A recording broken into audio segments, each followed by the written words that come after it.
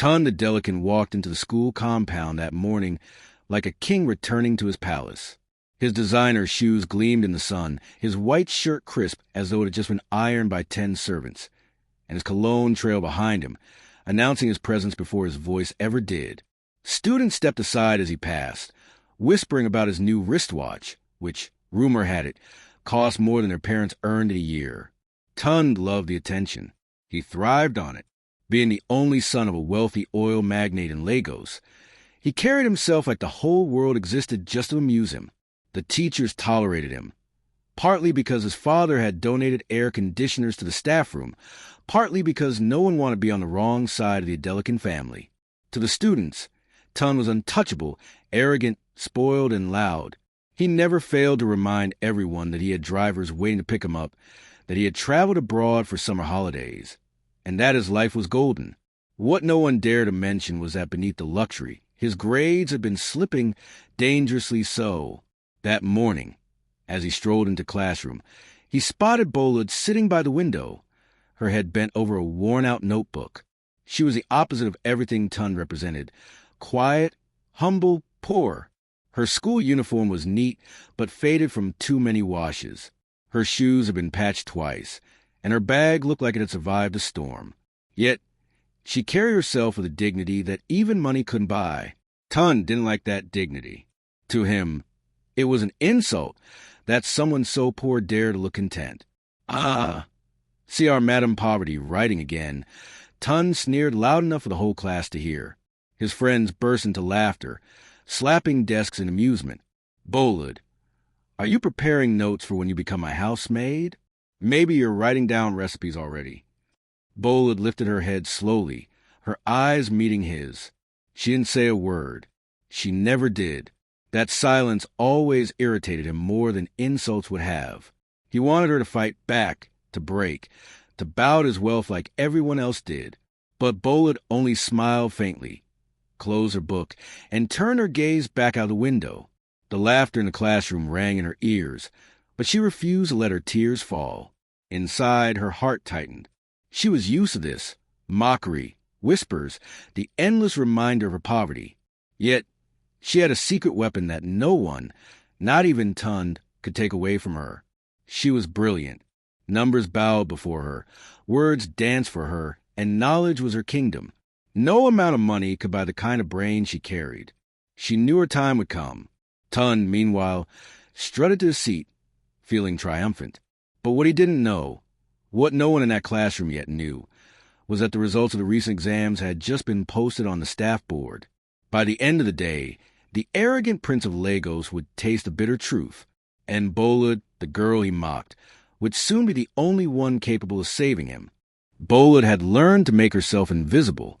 Life had taught her early that silence was safer than noise, that blending into the background gave her fewer scars than standing out. Every morning, she walked a long distance from her small, crumbling house to school, her books carefully wrapped in old newspapers to keep them safe from rain or dust. She arrived before most students, sat by the window in the last row, and disappeared into her notebooks. She was the daughter of a tailor who struggled to make ends meet and a mother who sold Accra by the roadside. Money was never enough. Her younger siblings often went to bed hungry, and she herself had to tutor neighborhood children just to afford pens and notebooks. But in the quiet hours of the night, when the city of Lagos fell silent, Bolud would light a candle and study. Books were her escape. Knowledge was her weapon. And her dream, oh, her dream, was to one day win a scholarship that would lift her family out of poverty. At school, her brilliance was undeniable. Teachers spoke of her with admiration, though always with sigh, as though pitying the genius trapped in poverty. She aced mathematics, literature, and science with equal ease. But Bolud hated the attention. She knew too well how it drew mockery from people like Tun, whose arrogance made her the butt of every cruel joke. Still, she never retaliated. Instead, she carried her pain like a secret flame, using it to fuel her determination. That same morning, after Tun's loud insult had echoed through class, Bolud had fought back tears. She had wanted to scream at him, to remind him that wealth did not equal worth. But she swallowed the words. To her, silence was strength. She would not give him the satisfaction of seeing her wounded. She simply turned back to the window, where the branches of a mango tree swayed gently in the breeze, whispering hope to her tired heart.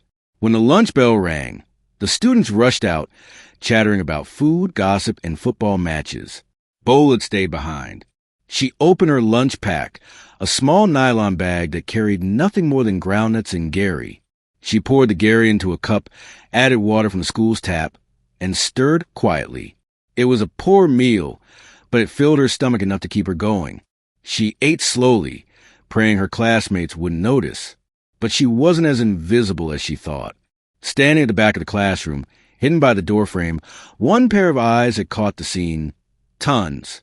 He had returned to pick up a forgotten book and found himself watching her. For the first time, his mockery lost its flavor. There was something about the way she carried herself, even while eating such a meager meal, that unsettled him. She looked strong, content in a way he couldn't understand. He felt a flicker or something. Shame? No, he told himself. Impossible. Tun shook his head and turned away, slipping back into the corridor before anyone saw him. He drowned the thought quickly in laughter as he joined his friends outside. But deep in his chest, an uneasiness lingered. Bolid, meanwhile, closed her book after lunch and whispered to herself, "One day, I will rise. One day, all these insults will mean nothing." What neither of them knew was that destiny had already started weaving their stories together. By the next week, when the exam results would be released, their lives would collide in ways neither pride nor poverty could have predicted. The announcement came during morning assembly. The principal, a stern man with silver hair and a voice that carried authority, stood at the podium holding a stack of papers. Students shuffled nervously, whispering among themselves. Everyone knew what was coming. The release of the exam results. For most, it was a moment of pride or shame. For Tun the Delican, it was the beginning of a storm he never expected. "Congratulations to those who have excelled," the principal boomed. "These results reflect your dedication and discipline. And as always, some of you will need to improve." His eyes swept the assembly like a searchlight, making students squirm. Then, slowly, he began reading out the top scorers. Bolid's name was called first. Her classmates clapped politely, though some rolled their eyes. Tun, his friends, snickered, whispering about how bookworms had no real life. But deep down, even they couldn't deny her brilliance. She had not only topped her class, but had also scored the highest in mathematics across the entire school. Bolid bowed her head shyly, clutching her worn-out notebook to her chest as whispers followed her. Some admired her, others mocked her, but she remained steady, her lips pressed in a faint smile. She wasn't chasing applause. She was chasing her dream. Then came the real blow.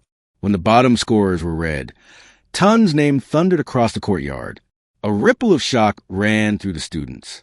The golden boy of Lagos, the one who bragged about traveling abroad, had failed miserably. The whispers began immediately. "And? Tun, how can the Delican son fail? Ah, money cannot buy brain, oh." Tun's face turned red. His fists clenched at his sides as laughter bubbled through the crowd. His friends tried to hush it, but even they looked embarrassed standing beside him. Never in his life had Tun known this kind of humiliation. When the assembly ended, he stormed into the classroom, his pride burning like fire. And of course, there was Bolid, seated by the window, quietly arranging her books. Something inside him snapped. He couldn't stand the sight of her, brilliant, calm, untouchable. "So, Madam Poverty," he sneered, slamming his bag onto his desk. "You think you're better than everyone just because you can cram textbooks?" His voice was louder than necessary, meant for the entire class to hear. "Enjoy your small glory. But remember, people like you will always end up working for people like me." The class fell silent. Some students giggled nervously. Others shifted uncomfortably. Everyone waited to see how Bolid would respond. Slowly, she lifted her eyes from her notebook. Her gaze was steady calm, but sharp enough to cut through his arrogance. "At least," she said softly, "when I work, it will be with my brain. Can you say the same, Tund?" The words hit him like a slap. The class gasped, then erupted into laughter. Tun's face darkened, his jaw tightening. He had been humiliated twice in one morning. First by the results, now by the one girl he had always mocked. He wanted to shout, to crush her spirit with insults, but for the first time in his life, he had no words. Bolid calmly returned to her notes, as though he were nothing more than background noise. That silence, that quiet defiance, stung worse than any insult. For the rest of the day, Tun couldn't focus. His pride had been wounded in a way that money couldn't heal. He didn't know it yet, but this clash with Bolid was a spark that would change everything, his pride, his future, and his heart. That evening, after the clash in class, Bolid walked home slowly, her bag heavy on her shoulders. The laughter and whispers from earlier still echoed in her ears, not because she cared about what Tun said, but because every insult reminded her of the fragile line she walked between survival and despair. She had stood up to him, yes, but her strength was a thin veil stretched over a heart full of scars. Her house stood at the edge of a crowded street in Mushin. It wasn't much, just 2 small rooms shared by 6 people, with a zinc roof that rattled whenever the wind blew too hard. The smell of frying akra greeted her as she stepped inside. Her mother, her wrapper tied tightly across her chest, stood by a small frying pan outside, sweat dripping down her face as she flipped bean cakes for the evening customers. "Bolid, welcome," her mother said, smiling despite the tiredness in her eyes. "How was school today?" Bolid forced a smile.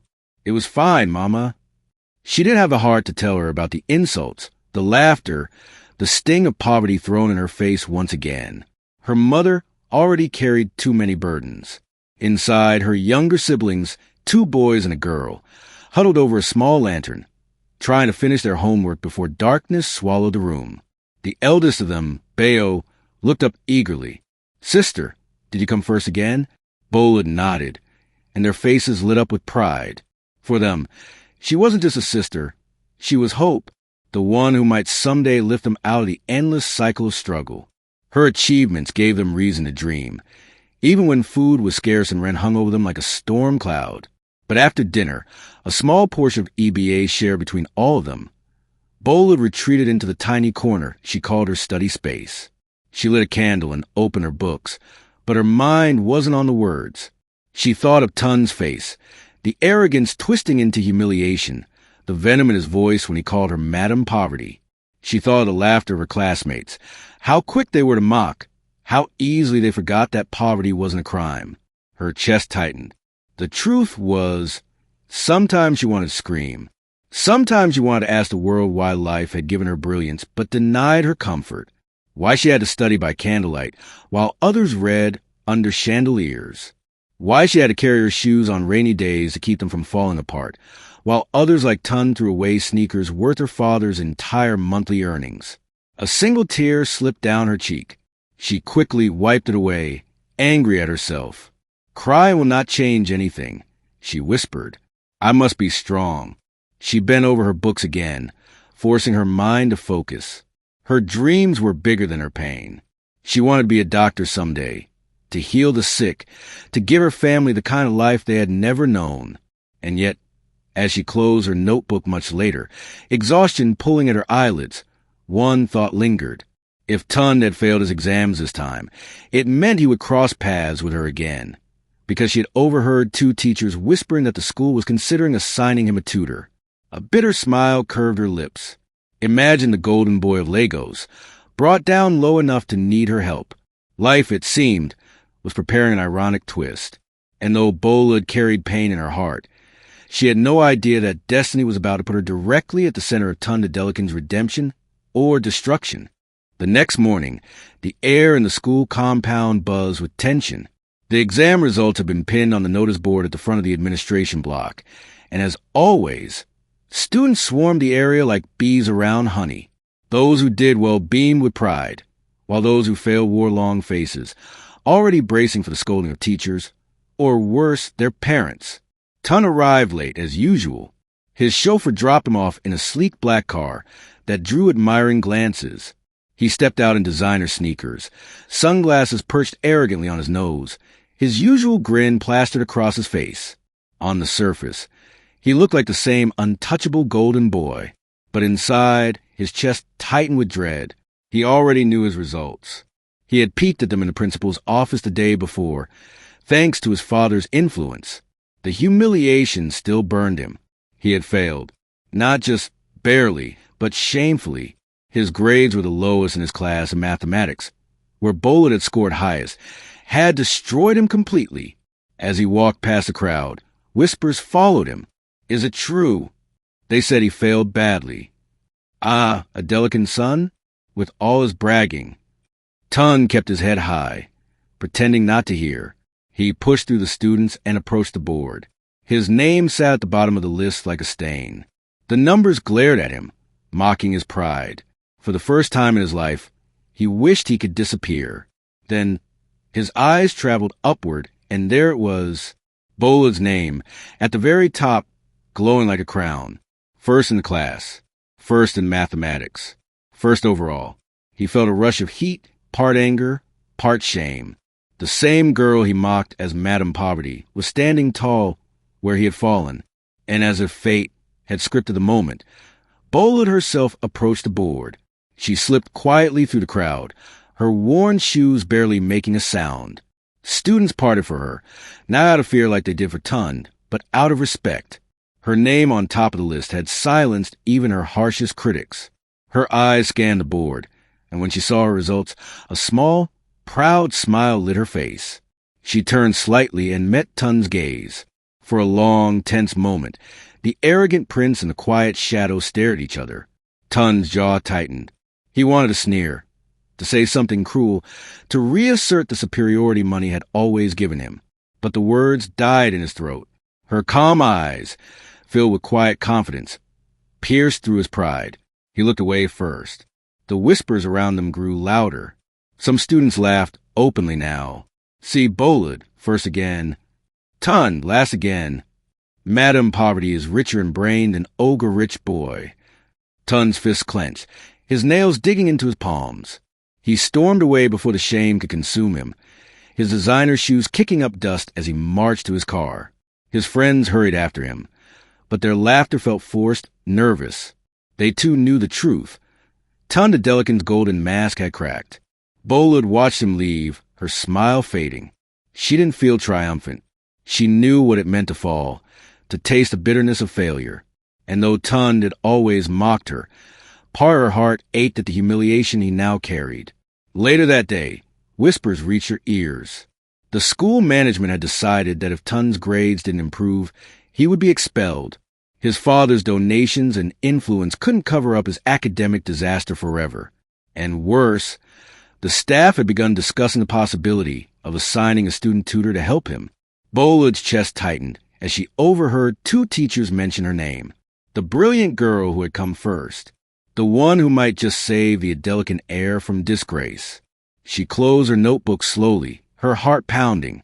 The same boy who called her Madam Poverty might soon be at her mercy. Destiny, it seemed, had begun weaving its cruel but poetic pattern. For the first time in years, the Adelicant mansion was quiet. Usually, the grand building was filled with music, laughter, and the clinking of glasses from one of Chief Adelicant's many parties. But that evening, silence sat heavily in the marble halls. Tun slouched on the sofa in the living room, staring at the floor. His father, Chief Adelicant, paced back and forth, his agbada flowing behind him like the robe of a king ready to strike. His mother, Madame Dupe, sat on the edge of a chair, her hands clasped together as though praying silently. Do you know what this means? Chief Adelicant thundered, breaking the silence. You, my only son, failing your exams like a common tout. Do you know what people are saying about me in the club? That my money can buy cars, houses, even politicians, but not brains for my son. Tun winced. He had faced humiliation at school, but his father's anger was worse. It cut deeper than the whispers of his classmates. I'm sorry, sir, he muttered. Sorry, Chief roared. Sorry does not pass WAC. Sorry will not keep you from being expelled. Sorry will not carry the Adelicant name forward. You're a disgrace. Tun, a disgrace. Madame Dupe rushed in quickly, placing a hand on her husband's arm. Please, Chief, shouting will not solve this. What the boy needs is help. Help, Chief scoffed. We have hired the best private tutors in Lagos. I paid one man more than some professors earn in a year. Yet here we are, still facing shame. This time, Madame Dupe's voice softened. The teachers in school suggested something unconventional. Chief stopped pacing, his eyes narrowing. Unconventional? She hesitated.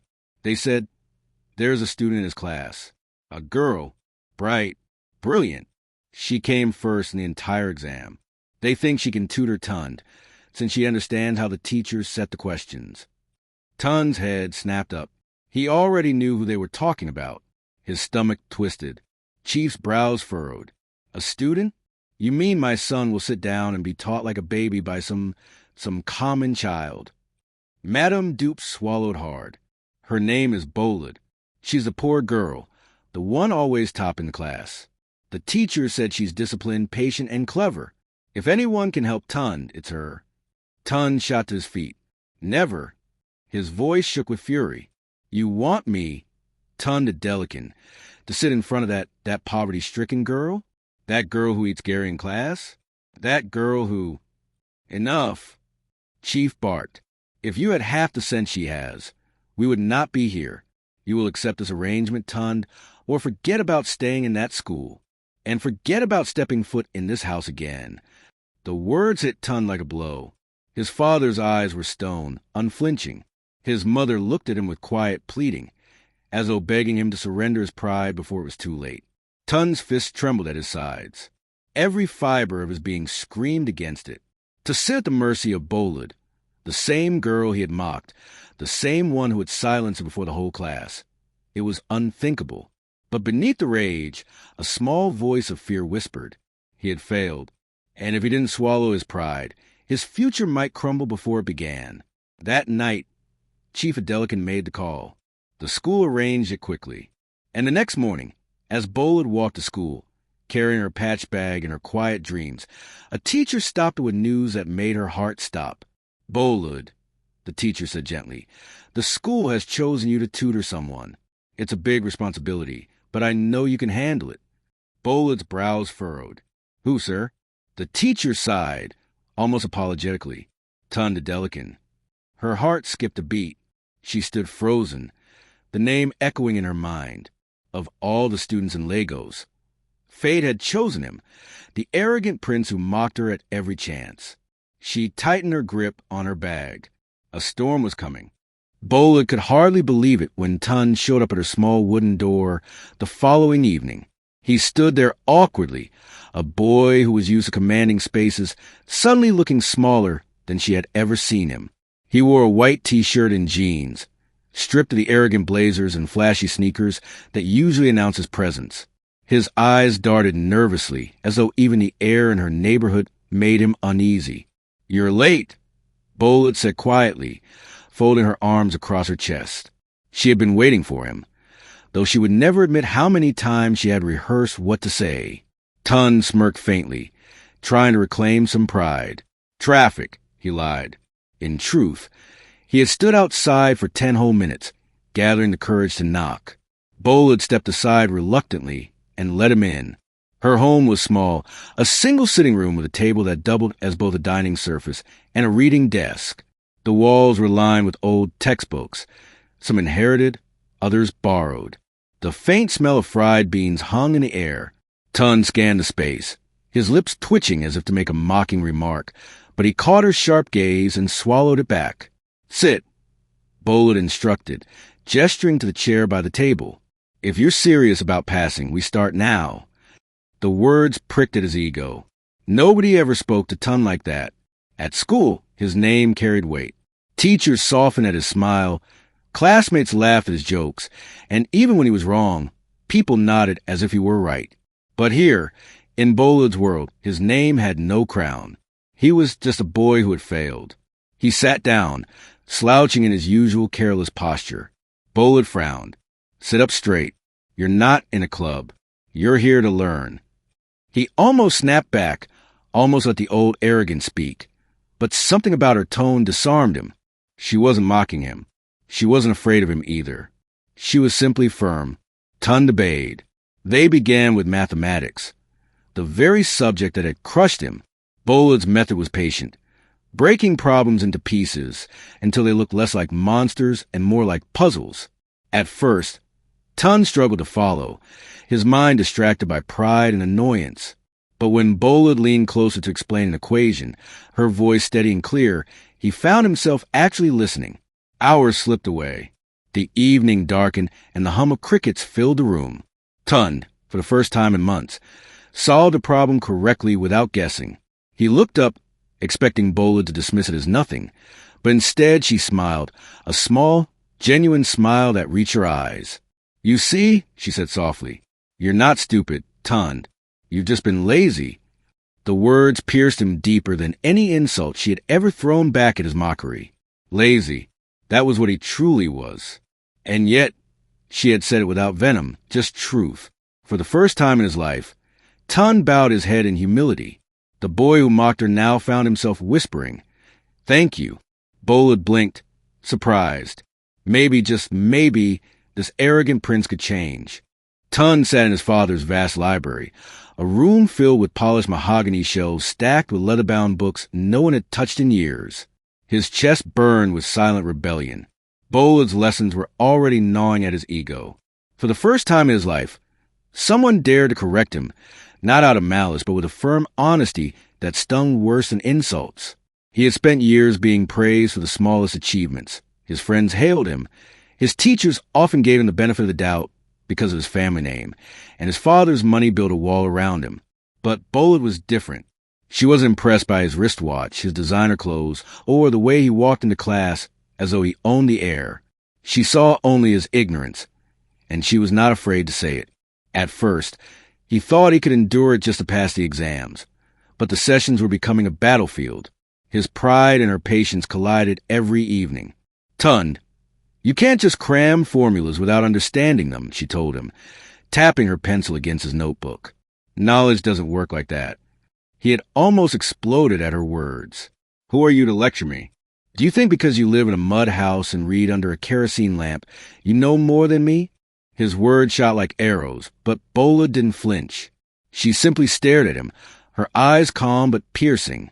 "Yes, Tun, when it comes to this, I know more than you, and that's why you need me." That sentence haunted him later that night. He tossed in his bed, replaying her voice. She wasn't boasting. She was telling the truth, and it pricked something deep in him. Pride urged him to quit, to find another tutor, but his desperation whispered otherwise. Without her, he was doomed. So, the next day, he showed up at their agreed spot, a quiet corner in the old-school library. He sat, arms crossed, chin raised, acting as though she was lucky to teach him. Yet, beneath his mask, he felt something unfamiliar, vulnerability. Bolad, on her part, noticed his inner battle. She could almost see the cracks in his armor of arrogance. Each time he rolled his eyes at her correction, each time he muttered under his breath, she knew it wasn't hatred, but shame fighting its way out. A part of her pitted him, but another part admired his persistence. For all his bluster, he kept coming back. "We'll try again," she said softly after another failed attempt at solving a math problem. He slammed his fist against the desk, his frustration raw. "I hate this. I hate feeling stupid." His voice cracked, not with anger, but with a hidden fear. Bolad paused, her heart softening. "Tun," she whispered, her tone different now, gentler. "You're not stupid. You just never learned how to listen." The words silenced him. For a moment, he looked at her, truly looked at her, and saw not a poor girl, but someone stronger than him in ways he had never imagined. That day, the battle of pride took a new turn. He wasn't ready to surrender yet, but he was beginning to realize something. Maybe pride wasn't the shield he thought it was. Maybe, just maybe, it was the very chain holding him back. Bolad had not expected Tun to change so quickly. At first, every tutoring session had felt like a battlefield, his pride against her patience. He would roll his eyes, groan loudly, or pretend not to hear her instructions. But something in the rhythm of their lessons began to shift. Slowly, she noticed that he was asking fewer sarcastic questions and more genuine ones. Instead of mocking her accent or her simple clothes, he began to lean forward when she explained, his pen moving carefully over the page. Still, there were moments when his arrogance threatened to resurface. "I don't get why we have to do this," he grumbled one evening, tossing his pen down. "I'm Tund Alakija. Everyone knows me. Exams shouldn't define me." Bolid looked at him with quiet strength, her voice steady but piercing. "Do you know why you're failing, Tund? Because you believe your name is bigger than your effort. Pride can't solve equations. Pride won't write your answers in the exam hall. And pride won't keep you from shame if you fail again." Her words hung heavy in the air, and for the first time, Tund didn't have a ready retort. Instead, he sat back, staring at her as though seeing her differently. She wasn't just some poor girl who needed extra cash. She was someone unafraid to confront him, someone who could strip away his shield of arrogance with just a sentence. The walls of mockery he had built around himself began to crack. He didn't say it, but her words echoed in him long after she left. That night, he stayed awake flipping through the notes she had written for him, reading every line as though her handwriting itself carried authority. The next day, he surprised her. When she arrived for their lesson, Tund was already at the table with his textbooks open. She blinked, unsure if she was dreaming. "You're early," she said, carefully setting down her bag. He gave a half smile, the first real one she had seen from him. "I figured we could cover yesterday's topic again. I think I almost get it, but I need your help." Bolid couldn't hide her astonishment, but she quickly gathered herself and sat across from him. Something in his tone was different. It wasn't mockery, wasn't false humility. It was real, and that small crack in his pride was the beginning of something neither of them could yet name. As the evening wore on, their laughter began to slip into the lessons. Tund discovered that Bolid had a sharp wit hidden beneath her quiet nature. She teased him when he made silly mistakes, and he found himself laughing in a way he hadn't in a long time. For Bolid, it was confusing. Here was the same boy who had once mocked her publicly, now sitting across from her, humbled and attentive. She reminded herself why she was there, to tutor him, to earn enough money for her dreams. But no matter how much she resisted, she could feel the walls around her own heart begin to tremble, threatening to fall just as his had. The evening was quiet, and the study room seemed different that night. The flickering bulb above them cast a softer glow, almost as if the atmosphere itself had shifted. For the first time, Bolid didn't feel like she was tutoring the arrogant boy who once mocked her. Instead, she saw a boy who was trying, awkwardly, stubbornly, but sincerely, to change. Tund leaned back in his chair, rubbing his forehead, and sighed. "You know," he muttered, "I used to think all this stuff was useless. Equations, formulas, essays. I thought money would solve everything." But his voice trailed off, his pride wrestling with his honesty. He looked up at her, eyes less sharp and more vulnerable. "But you make it look like it actually matters." Bolid paused, her pen hovering above a notebook. His words weren't just about academics. They carried something deeper, something that stirred in her chest. She forced herself to smile lightly. "It's not about making it look like it matters, Tund. It does matter. Knowledge is something no one can take away from you, no matter how rich or poor you are." Tund stared at her for a long moment, and in his silence, Bolid felt the air thicken. She quickly looked back at her notes, afraid of what she might see in his eyes. But he spoke again, softer this time. "You're different, Bolid. You don't look at me the way others do." Her heart skipped. She wanted to laugh off his words, to tell him it was just tutoring, nothing more. But deep inside, she couldn't deny the warmth crawling through her veins. That night, when their hands brushed as she passed him a notebook, neither of them pulled away instantly. For a heartbeat, the world stood still, and in that fragile moment, something unspoken passed between them. Bolid quickly withdrew, pretending to adjust her bag. "Focus on the assignment," she said, trying to steady her voice. But Tund only smiled, an honest, boyish smile that lacked his usual arrogance. For once, he wasn't the rich boy mocking her. He was just Tund, and in that smile, a spark ignited, one that neither of them could fully understand yet, but both of them felt. When Bolid walked home that night, the cool breeze against her skin did little to calm the racing of her heart. She told herself it was nothing, that Tund was simply being grateful. Yet, deep inside, a quiet voice whispered otherwise. And for Tund, lying on his bed staring at the ceiling, the thought of Bolud lingered longer than he expected. It wasn't just admiration. It was something that made him restless, something that made him want to be better. The spark had been lit, and though neither of them realized it fully, it was only the beginning of a fire that would change both their lives forever. The late afternoon sun painted the school compound in golden hues, its warmth lingering even as a soft breeze rustled the trees. Bolud sat beneath the old mango tree near the library, her notebook spread neatly before her as she waited for Tund. It had become their secret meeting spot, hidden from curious eyes and free from the whispers that had already begun to circle the school. She had heard snippets in corridors. Why is Bolud always with Tund? But she kept her head down, pretending not to notice. Yet deep inside, her heart beat faster whenever she saw him walking toward her, with that mixture of arrogance and nervousness he could never fully hide. Tund arrived with his usual swagger, his designer shoes crunching lightly against the gravel path. He dropped his bag beside her and sat without asking, leaning back as if the world owed him space. But Bolud noticed something different today. His eyes, usually proud and sharp, softened whenever they rested on her. At first, she thought it was her imagination, but the silence between them carried an unusual weight. She tried to focus on the algebra equation she had written out, but her hand trembled slightly as she passed him the notebook. "Here, try this one," she said quietly. He took the pen, but instead of writing immediately, he let his fingers brush against hers, almost as if by accident. The touch was brief, fleeting, yet enough to send a warmth rushing through Bolud that startled her. She quickly pulled her hand away, her cheeks glowing red.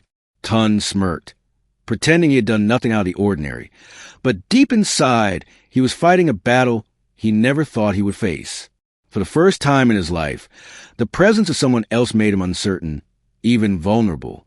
The wind picked up, scattering some of Bolud's papers across the grass. She rushed to gather them, but Tund was faster, chasing after the sheets with surprising determination. When he returned, slightly out of breath, he handed them back to her with a boyish grin. "You'd be hopeless without me," he teased. But his words lacked the sharp sting they once carried. Instead, they felt playful, almost protective. Bolud didn't smile, though. She lowered her gaze, clutching the papers to her chest. "I've managed without you all my life, Tund. Don't forget that." Her voice was steady, but her heart was trembling.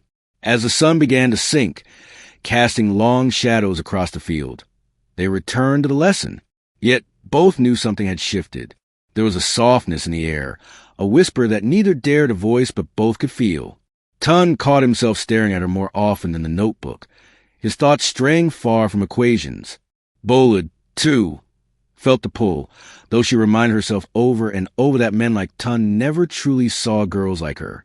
Still, when their eyes met, something unspoken passed between them, like a secret carried on the wind. That night, as Bolud lay on her mat in the small room she shared with her younger siblings, she could still feel the brush of his fingers and the weight of his gaze. She tried to convince herself it meant nothing, that she was only his tutor and nothing more. But in the quiet of her heart, a whisper told her otherwise. Somewhere, deep in the wind of destiny, a spark was growing stronger, promising that their story had only just begun.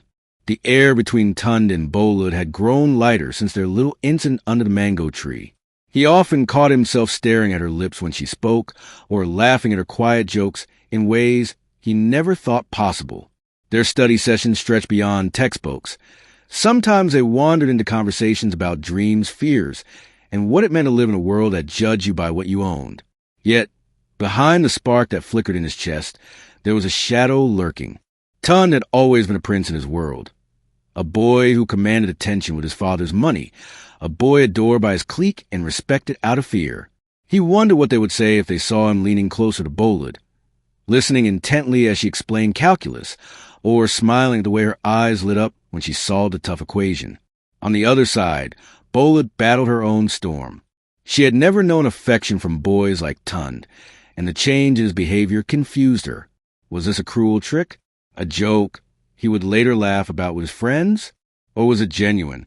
Each time his hand brushed against hers, her heart skipped, but her mind whispered caution. Don't be fooled. Remember who he is. Their differences, wealth, background, reputation, stood like invisible walls. But in the quiet hours of their tutoring, those walls trembled, threatening to fall. Still, both of them were too afraid to take the first step into the unknown, too scared to believe that what was growing between them could be real. And so, as the evening breeze whistled to the classroom window, Tun closed his textbook and simply looked at her, as though searching for an answer to questions he hadn't yet found the courage to ask. The school grounds, usually buzzing with chatter about assignments, football matches, or weekend plans, suddenly found a new subject to feast on: Tund and Bolud. It began as a whisper in the corridor, a careless remark dropped by someone who saw them sitting together beneath the almond tree, books spread before them, their heads bent closer than expected. By the time the sun set, the rumor had grown wings. The arrogant prince of wealth was being tutored by the pauper girl. Some students laughed at the absurdity. Tun? Needing help from Bolud, they scoffed. Others leaned into the delicious irony of it, enjoying how the mighty had fallen. In a school where social class dictated respect, the very thought of the richest boy being tied academically to the poorest girl was enough to stir storms of gossip. But what shocked everyone more was how Tun did not lash out immediately, nor did he unleash his usual sharp tongue to bury the rumor. He stayed quiet, too quiet. Bolud felt the stares before she even heard the words. The girls who used to ignore her now whispered behind their palms when she walked past. Boys chuckled as though she were part of the joke she hadn't been invited to understand. At first, she thought it was her imagination, until she caught the word tutor, followed by a mocking giggle. Her chest tightened. The walls she had built to protect herself from humiliation began to crumble. During one afternoon session, she confronted him, her tone sharp. "Did you tell anyone about me tutoring you?" Tun looked up from his notes, visibly irritated. "Do you think I'd go around announcing that? Please, I'd rather swallow nails." But his eyes betrayed a flicker of unease. He hadn't told anyone, but perhaps someone had seen them together. Bolud sighed, hugging her books closer. "They're talking, Tund. They laugh when I walk past. I don't like this." For a moment, Tun didn't know what to say. His pride prickled. He had never cared what anyone thought, until now. The idea that Bolud might be hurt because of him stirred something uncomfortably protective inside him. He leaned back, folding his arms. "Let them talk. You're helping me, Bolud. That's the truth. And if they have a problem with it, then maybe they should be the ones asking for your help." She stared at him, stunned by the rare softness in his voice. But it didn't erase her fear. She had fought hard to stay invisible, and now, suddenly, she was the center of unwanted attention. By the end of the week, the rumors had taken a new form. Not only was she tutoring him, they said she had bewitched him. Some whispered she was using her intelligence to climb into his world, while others laughed that Tun, the arrogant prince, was being humbled by a poor girl's brains. And though Tun smirked at the gossip in public, pretending not to care, a small part of him wondered, why did the thought of her being mocked sting more than the ridicule aimed at him? Envy is a slow poison. At first, it lingers quietly in the air, unspoken, almost harmless. But with time, it sharpens into whispers, sneers, and little daggers hidden behind fake smiles. For Bolud, this poison began to spread the moment people noticed how often she was with Tund. The girl once ignored in the back of the class was now suddenly under a spotlight she never asked for. Students she barely exchanged greetings with began to study her as though she had committed a crime. Some looked with curiosity, others with mockery, and a few with pure resentment. The worst of them was Saad, Tun's childhood friend and one-time admirer. Saad had always imagined herself as the only girl good enough to be in Tun's world. Watching him now, spending time with Bolud, ignited a bitter fire inside her. She could not comprehend how a pauper girl, as she whispered to her circle of friends, had gained the attention she herself had failed to hold. From that day, Saad made it her mission to shadow Bolud, to remind her at every opportunity that she did not belong in their world. "Enjoy your little tutoring job while it lasts," Saad hissed one afternoon when she cornered Bolud outside the library. Her eyes glinted with malice as she stepped closer. You think a boy like Tun would ever actually care about someone like you? He's using you, Bolid, and when he's done, you'll go back to your mud house where you belong. Bolid swallowed hard. Her instinct was to fight back, to defend herself, but her nature was quiet, reserved. Still, there was a steel beneath her silence. She held Sada's gaze and replied softly, "If teaching him helps him pass, then that's enough for me." Her words carried no venom, but they stung Sod more than any insult would have. It was dignity, and Sod hated it. Meanwhile, Tund remained oblivious to the storm building around Bolid. For him, their sessions had become a safe haven, a space where his pride was stripped away and he could simply be himself. No expectations, no boasting, no comparisons. But outside that sanctuary, Bolid carried a burden of whispers and cruel laughter. Even some teachers, who should have known better, began to raise eyebrows. "Are you sure she's not distracting you, Tund?" one asked with a smirk, unaware of how much those words cut Bolid. The shadows of envy grew thicker by the day, wrapping themselves around Bolid's fragile peace. She tried to stay focused on her studies and on Tund's progress, but at night, lying on her thin mattress, she sometimes asked herself if Sod was right. Was she foolish to believe that someone like Tund could truly see her, beyond the lessons, beyond her poverty? Her heart whispered yes, but the cruel voices of envy around her screamed no. And somewhere in those shadows, Sod began to scheme, determined to shatter whatever fragile bond was forming between Bolid and Tund. The moonlight spilled across the empty school field, silvering the grass as Bolid sat on a low bench, clutching her notebook. She hadn't planned to be here so late, but her chores at home had delayed her, and then she'd lingered, watching the stars. It was the only place she could breathe freely, away from the stares and whispers of classmates who now branded her the girl who tutors Tund Adewale. She didn't hear his footsteps at first. Tund walked with slower pace than usual, none of the swagger he wore like a crown in daylight. He spotted her silhouette under the tree and paused. For a moment, he wondered if he should turn back, but his chest felt too heavy, his secrets pressing against his ribs like knives.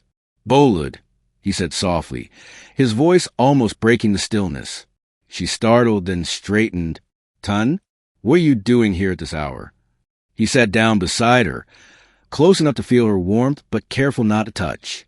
For a long while, silence hung between them, filled only by the chirping of crickets and the distant sound of a generator humming somewhere beyond the school compound.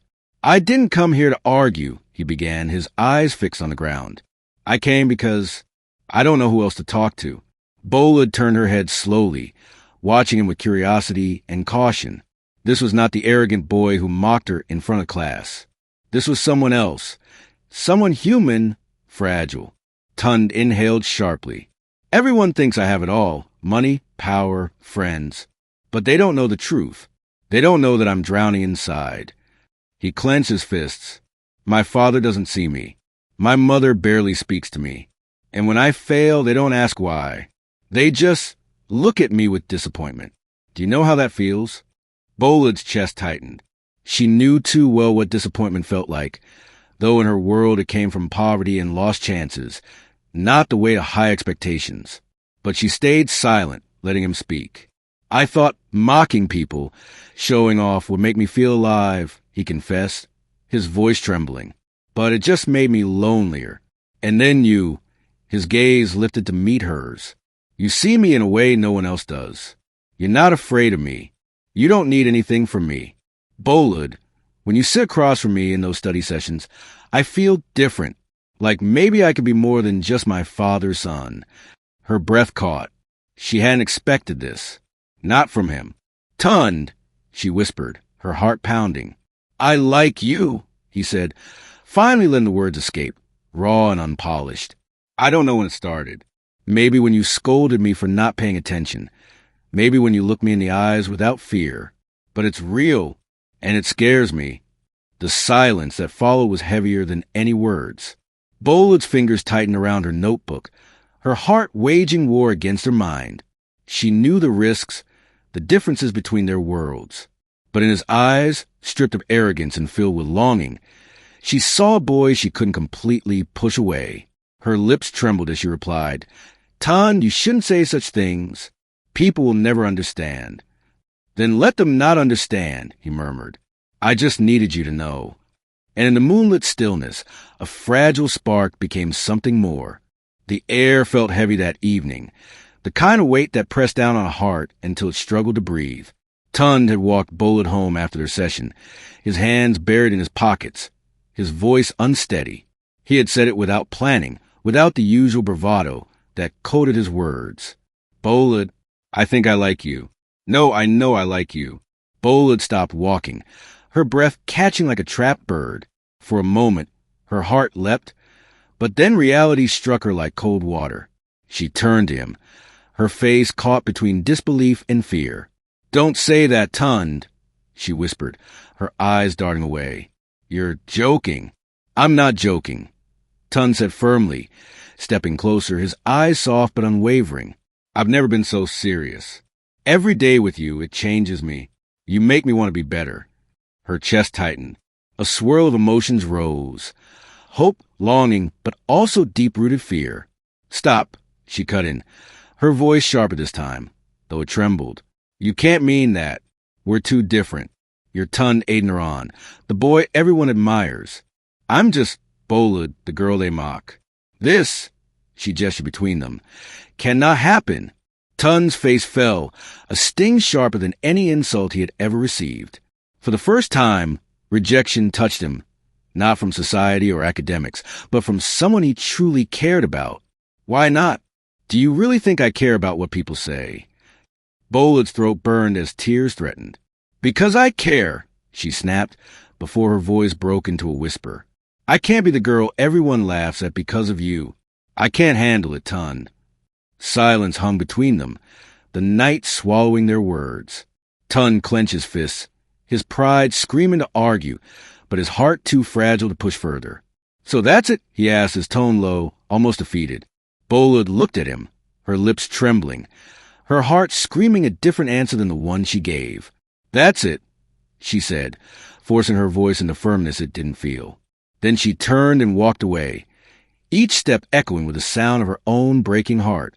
Tund stood frozen, watching her disappear into the dimly lit street. His chest ached, a hollow throb he had never known. For the first time in his life, the boy who once laughed at others now tasted the bitter sting of being powerless in love. Bolid entered her small home and collapsed against the door, tears finally spilling down her cheeks. She denied him not because she didn't feel the same, but because fear chained her heart. Love, she thought, was dangerous for a girl like her. It could destroy everything. Yet even as she wept, she could still hear his words echoing in the night. "You make me want to be better." And that frightened her most of all. The days that followed were heavy with silence. The once lively study sessions where laughter and shy glances had replaced textbooks were now reduced to stiff exchanges of words and awkward pauses. Tund would sit across from Bolid, pen in hand, eyes fixed on his notes, but his mind lost in turmoil. He wanted to talk to her, to break the ice, but his pride held him hostage. Bolid, too, felt the sting of distance. She kept her gaze low, her words clipped, her once soft encouragement now laced with formality. It was as if a wall had been built between them, brick, by fear and unspoken emotions. At school, the change did not go unnoticed. Friends whispered about the sudden coldness between them, wondering if the rumors had chased Bolid away or if Tund had grown tired of the poor girl's company. Their whispers stung Bolid deeply, but what hurt most was not the words of others. It was Tund's silence. She wondered if a confession had been a passing fancy, if she was foolish to believe his heart had truly shifted. Every time she remembered the softness in his eyes that day, her chest tightened, but then the reality of his aloofness would return like a bitter slap. She told herself she must not dream too far, must not allow her heart to linger where it wasn't wanted. Tund, on the other hand, fought a raging war within. His nights were restless, his days suffocating. He wanted to tell Bolid that his feelings were real, that his denial had been a shield to protect her from ridicule, not a rejection. But every time he opened his mouth, fear won, fear of vulnerability, fear of losing the image he had carefully built in the eyes of others. And so he said nothing. He let silence do the speaking, even as it tore the soul. Bolid noticed the way he stole glances at her when he thought she wasn't looking, the way his hands fidgeted with his pen when the silence became unbearable. But instead of confronting him, she withdrew further into herself. She focused more on her studies, channeling her emotions into her books, and avoided looking too long at him. Still, the bond they had built wasn't so easily erased. A shared memory, a spark, lingered in the air between them, a reminder of what could be if only they dared to bridge the distance. One evening, as they packed up their books, Bolid's hand brushed lightly against Tun's. Both froze, hearts thundering, but neither said a word. She quickly withdrew her hand and turned away, her eyes glistening. Tun watched her go, his throat tightening with unshed words. The distance between them wasn't just physical anymore. It was a silence that screamed louder than any quarrel, a silence that would either destroy them or demand to be broken. The distance between them had grown into a wall, thick and suffocating. Days stretched into weeks where their conversations barely crossed beyond textbooks and equations. Bolid tried to mask her ache behind her notes, scribbling formulas with mechanical precision, but her heart wasn't in it. Each time she caught a glimpse of Tun's distracted eyes, staring past her into nothing, she felt the sting of his unspoken rejection. Tun, on his part, was drowning in a confusion he couldn't name. He had told himself he was right to deny what he felt, to shove his emotions back into the shadows of pride and fear. But every time Bolid smiled faintly, every time her voice trembled when she explained a difficult concept, he felt the crack in his defenses widen. Yet he forced himself into silence, clinging to the illusion that distance would make the feelings fade. But silence is cruel, and tension, when left unspoken, grows louder than words. The night of the breaking point arrived when Bolid, weary of the coldness, snapped under the pressure. They sat at his desk, her hand hovering over a geometry proof, when she dropped her pen abruptly. The sound echoed like thunder in the quiet room. "Tun," she said, her voice quivering yet firm. "Why are you doing this? Why do you pull me close one moment and push me away the next? Do you think I don't notice? Do you think I don't feel it too?" He froze. The words he had buried deep came rushing to the surface, fighting to be free. His chest tightened, and his pride wrestled with his heart. But Bolid wasn't finished. Tears welled in her eyes as she continued. "You wanted me here. You begged me to help you. And I did. I gave my time, my energy, my heart. And now you sit there, pretending nothing is happening, pretending I don't matter beyond these stupid equations." Her voice cracked, raw with pain. Tun's defenses crumbled at the sight of her tears. He reached out instinctively, but she pulled back, her face burning with both anger and hurt. His voice broke when he finally spoke. "I'm scared, Bolid," he whispered. "I've never felt this way before. I don't know how to handle it. I'm not supposed to fall for you." The words hung heavy in the air. For a moment, neither breathed. Then Bolid stood, her tears streaming freely now. She shook her head, a bitter smile on her lips. "You're not supposed to," she repeated softly. "But you did. And instead of facing it, you chose to run." Her chair scraped the floor as she pushed it back. Without another word, she gathered her books, her hands trembling, and walked out, leaving Tun staring at the door with a hollow ache in his chest. The silence that followed was the loudest he had ever heard. And for the first time in his life, Tun felt what it was like to lose something he wasn't sure he could ever win back. Tun had always been proud. His pride was his armor, his silent crown in the chaos of a world that mocked him for being the orphan scholarship boy among children of ministers and CEOs. But when Bolid turned her back on him, that armor felt like it was choking him instead of protecting him.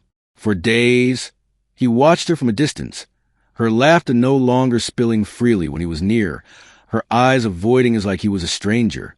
She walked with her friends, her head held high, yet Tun could see the subtle heaviness in her steps. The absence of their stolen moments gnawed at him. He had thought pushing her away was strength, but now, each second without her felt like punishment. His regret started small, like a whisper that kept haunting his sleep. You broke something precious. You let her go, but soon it grew louder. It followed him into the library where he used to tutor her, where her chair now sat empty. It followed him into the cafeteria where she once secretly slid him an extra bottle of juice when she noticed he couldn't afford more. It followed him onto the football field, where the roar of his teammates' celebrations fell hollow because she wasn't in the crowd, smiling shyly at him. One evening, he found himself standing outside her hostel, hands shoved deep in his pockets, his heart a storm. He didn't knock, didn't call her name. He just stood there like a shadow until one of her friends passed by and raised an eyebrow at him. Embarrassed, he left. The next day, he tried again. This time, he carried a notebook, the one where he had once scribbled equations and explanations for her. But now, between the formulas, he had written something else. Words he couldn't bring himself to say aloud. Apologies. Confessions. Please. When he slipped it onto her desk before class. She looked at it like it was a foreign object. Their eyes met, his filled with desperate hope, hers guarded, almost unreadable. She didn't open it. Instead, she quietly pushed it back toward him and turned her face away. That rejection cut him deeper than anything he'd ever known. But Tund wasn't ready to stop.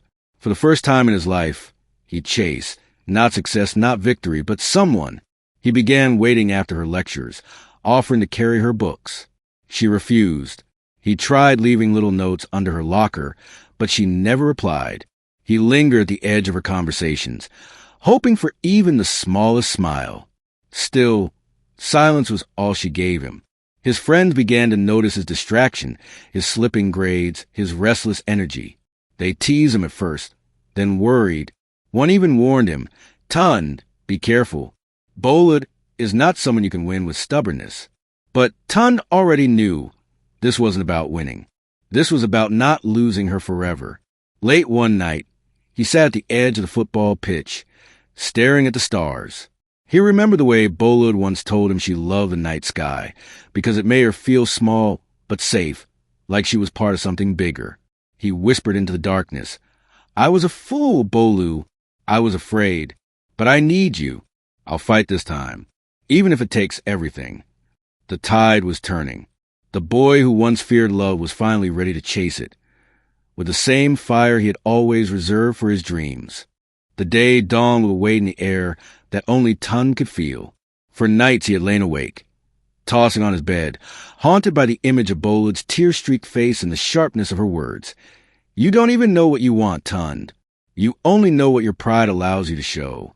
Those words cut deeper than any insult his peers had ever hurled at him.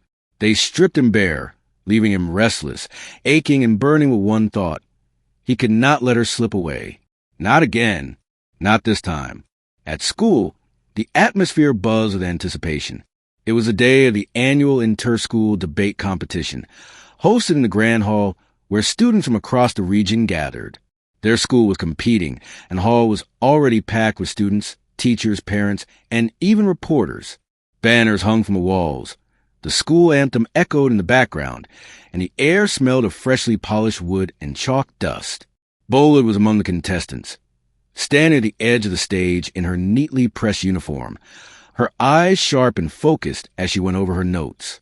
She looked every bit the poised, brilliant girl who always carried herself with grace. But Tund knew better. He had seen the shadow of her pain, the hesitation that still lingered beneath her calm exterior. Tund's chest tightened. He had been a fool, too proud, too scared to admit that his heart had chosen her long before his mind dared to. Today, in front of everyone, he would risk it all. As the debate ended and the host stepped forward to announce the winners, silence fell. The moment the name Bolid Adizwa rang out as best speaker of the day, the hall erupted in cheers. Bolid stepped forward gracefully, bowing slightly as the applause washed over her. Her eyes shone, not just with pride, but with the quiet strength of someone who had weathered storms and still stood tall. And that was when Tund moved. Before reason could stop him, he strode up to the stage. The audience gasped as whispers swept across the hall like wildfire. The prince, walking straight into the spotlight. Even the principal shifted uneasily, unsure what was happening. Tund's heart pounded against his ribs, but he didn't falter. He reached Bolid just as she collected her award, and before her astonished eyes, he dropped to one knee. A sharp gasp sliced through the hall. Some students screamed.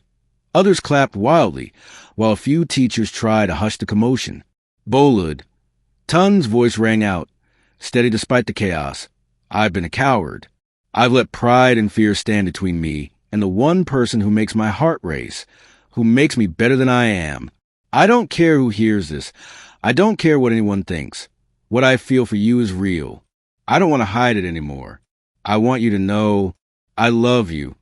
The words dropped like fire into the silence. Bolud froze, her breath caught in her throat. Her wide eyes glistened as she stared down at him. For a moment, everything else disappeared, the hall, the whispers, the flashing cameras from parents who had pulled out their phones. Tun. Her voice trembled, barely audible. He reached for her hand. Please, Bolud, don't turn away from me again. Give me a chance to prove that I can fight for us. For the first time in weeks, she saw no mask on his face. Only raw, unguarded sincerity. The prince had stripped himself of all titles, all pride, all defenses. He was just Tun, the boy who wanted her heart. The hall erupted in noise, students chanting, some laughing, others crying out in disbelief. Bolud's heart hammered. She felt a storm rising inside her, torn between the memory of her pain and the undeniable truth that this was the moment she had dreamed of, even feared. Her lips parted, but no words came. The spotlight blazed hotter. The entire hall held its breath. Would she accept him or walk away? My esteemed audience, I hope you've been enjoying this story. If so, please do me the favor of subscribing to my channel, like the video, and press the notification button. Please tell me from where you are watching this video in the comment section. Part 2 of this video is coming soon.